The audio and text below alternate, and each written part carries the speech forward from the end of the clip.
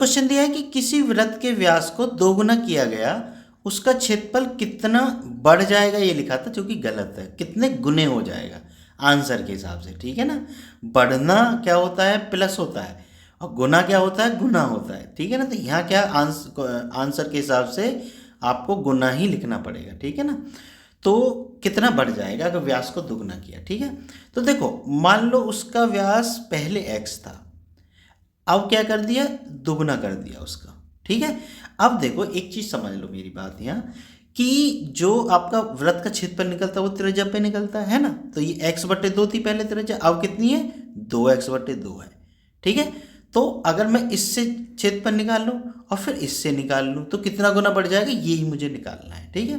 तो अब जो एक चीज समझ लो तुम यहाँ, कि कभी भी ऐसे दिया हो कि किसी वृत्त के व्यास में बढ़ जाए या त्रिज्या में बढ़ जाए या फिर परिधि में भी बढ़ जाए, तो भी हमें क्या करना है, जैसे उसने दुगना बोला है ना, तो उस दुगने का ही 2 का वर्ग कर दो, तो 2 दूनी 4 गुना बढ़ जाएगा। ध्यान रखना।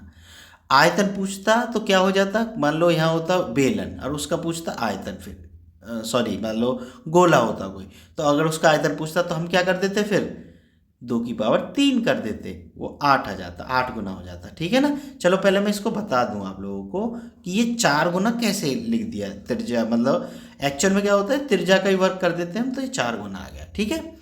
तो ये 4 गुना हमारा आंसर हो जाएगा, लेकिन इसको मैं थोड़ा सा हल करके तुम लोगों को बता देता हूँ। तो देखो पहले क्या थी, त्रिज्या x/2 थी, अगर मैं इसका क्षेत्रफल निकालूँ तो क्या होगा, पाई गुना r², यानी x/2 और x/2 गुना, ठीक है। अब नए उससे भाई 2 से 2 काट दो, मैं x ही हो गया। अब नए उससे कितना हो गया भाई क्षेत्रफल, कितना हो गया, पाई गुना x, तो ये हो गया πx²।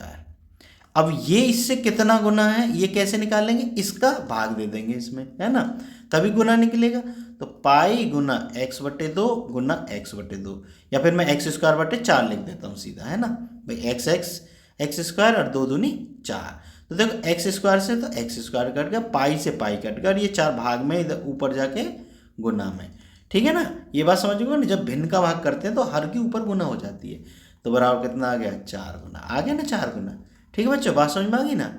अगर वीडियो पसंद आई हो तो चैनल को सब्सक्राइब जरूर कर लेना। मिलते हैं फिर नेक्स्ट वीडियो में।